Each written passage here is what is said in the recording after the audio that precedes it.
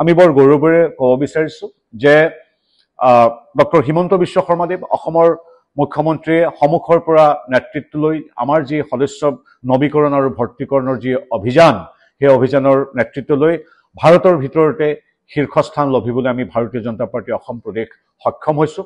আপোনালোকক অতি গৌৰৱেৰে এগৰাকী বিজেপিৰ সমৰ্পিত কাৰ্যকৰ্তা হিচাপে ক'বলৈ পাই সুখ অনুভৱ কৰিছোঁ যে আমাৰ সমগ্ৰ ৰাষ্ট্ৰতে বৰ্তমান বিজেপিৰ সদস্য ভৰ্তিকৰণ আৰু নৱীকৰণ প্ৰক্ৰিয়া চলি আছে আৰু আমাক যিটো টাৰ্গেট দিয়া হৈছিল সেই টাৰ্গেটৰ 85% ইতিমধ্যেই আমি লাভ কৰি সমগ্ৰ দেশৰ শীৰ্ষস্থানত আছোঁ আৰু এই সংখ্যাটো হ'ল 27 ছেপ্টেম্বৰ নিশা 8 বজালৈকে সদস্য ভৰ্তিৰ সংখ্যা হ'ল অসম প্ৰদেশত 51,35,737 গৰাকী আৰু জালুকবাৰী সমষ্টি য'ৰ পৰা আমাৰ মুখ্যমন্ত্ৰী মহোদয়ৰ প্ৰতিনিধিত্ব কৰি ইতিমধ্যে 1 লাখ সদস্য সংখ্যা পাৰ কৰিছে আৰু বেছিভাগ সমষ্টিতে ৰাইজৰ আশীৰ্বাদ লৈ নিৰ্বাচনত জিকিবৰ বাবে যিমান ভোটৰ প্ৰয়োজন বহু সমষ্টিত ইতিমধ্যে সেই সংখ্যা অতিক্ৰম কৰি গৈছে। গতিকে আমি অসমবাসীৰ শ্ৰীচৰণত আমি আন্তৰিক শ্ৰদ্ধা আৰু কৃতজ্ঞতাৰে সেৱা জনাইছোঁ। ধন্যবাদৰ কোনো ভাষা নাই। আপোনালোকৰ শুভাশীষ আৰু শুভেচ্ছাই এই যাত্ৰাটোৰ আমাৰ প্ৰধান ইন্ধন, এই আমাৰ প্ৰধান আশীষ। 51 লাখতকৈ অধিক ইতিমধ্যে অনলাইন যোগে হৈছে। আমাৰ এই প্ৰক্ৰিয়া 30 তাৰিখলৈকে চলি থাকিব, 40,000 প্ৰতিটো সমষ্টিত নোহোৱা পৰ্যন্ত। আৰু গতিকে এইটো এটা গুৰুত্বপূৰ্ণ কথা। দ্বিতীয় ফেজো আৰম্ভ হ'ব আমাৰ 1 তাৰিখৰ পৰা 15 তাৰিখলৈকে। ইয়াত আমাৰ যি কোনোবা ঘৰত 5জন ভোটাৰ আছে, মোবাইল আছে মাত্ৰ 2টা, গতিকে অনলাইনেৰে মাত্ৰ 2গৰাকী কৰা সম্ভৱ হৈছে।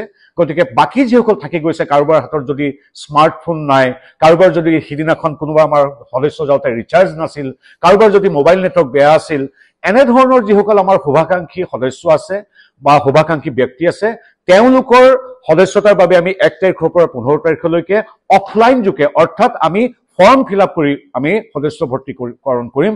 আমি ভাবোঁ তাতো 25-30 লাখ স্পৰ্শ কৰিম। আমি ৰাইজৰ আশীৰ্বাদ লৈ গৈ আছোঁ। তেওঁলোকে জনাটো ভাল যে উজনি অসমৰ 2-3টা সমষ্টিত আমাৰ বিধায়ক নাছিল বাবে আমাৰ প্ৰথম অৱস্থাত তাৰ যিটো স্পীড সেইটো অৱধাৰিতভাৱে কমি আছিল, কিন্তু এতিয়া বুথৰ সভাপতিসকলে যেতিয়া নেতৃত্ব লোৱা আৰম্ভ কৰিলে আমি সমগ্ৰ অসমতে 1 লাখ পৰ্যন্ত পাইছোঁগৈ আৰু উজনি অসমততো বেছিভাগ সমষ্টিতে আমি আচলতে জিকিবৰ বাবে যিমান ভোট প্ৰয়োজন সিমানৰ কাষ চাপিছোঁ। পুনৰবাৰ উজনি নামনি প্ৰত্যেক সমষ্টিৰে আমি ৰাইজক ধন্যবাদ জনাইছোঁ। এতিয়া ধৰি লওক মাৰ্ঘেৰিটা, ডিগবৈ, তিনিচুকীয়া, শদিয়া, লখিমপুৰ এইবিলাক উজনিত নহয় নেকি?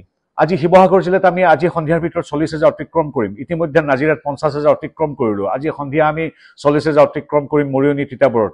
এইবিলাক উজনিত নপৰে নেকি?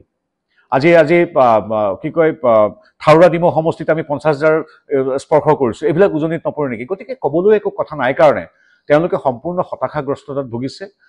আচলতে এইটো মই ক'লে অহংকাৰৰ প্ৰতিফলন যাতে নহয় সেইকাৰণে কোৱা নাই।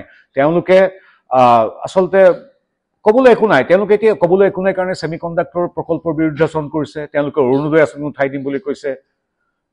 যি ৰাজনৈতিক দলে অৰুণোদয় আঁচনিটোক তাচ্ছিল্য কৰে, উঠাই দিম বুলি কয়, ছেমিকণ্ডাক্টৰ জাগিৰোডত কিয় হ'ব লাগে, অসমত কিয় হ'ব লাগে, বেলেগত হ'ব লাগে বুলি কয়, তেওঁলোকৰ পৰা ইয়াতকৈ বেছি কি আশা কৰিম? তেওঁলোকে সদ্যহতে আমাৰ যি সত্ৰ, নামঘৰ, চৰকাৰী বেচৰকাৰী মাটিত যি আগ্ৰাসন আৰু দখল চলিছে তাৰ ৰক্ষণাবেক্ষণ দিবলৈ যোৱা দলটোক আমি কি ক'ম? তেওঁলোকলৈ আমাৰ শুভেচ্ছা আছে। তেওঁলোকে নিজৰ শুদ্ধি কৰক। তেওঁলোক একে আমাৰ নিজৰে অসম মাতৃৰ সন্তান, মিয়াখিনি বাদ দি যিখিনি অবৈধ মানুহখিনি বাদ দি তেওঁলোকৰ প্ৰতি আমাৰ শুভেচ্ছা আছে। যিকোনো খবৰৰ বাবে যোগাযোগ কৰক 70901730 অথবা 7099017990 নম্বৰ।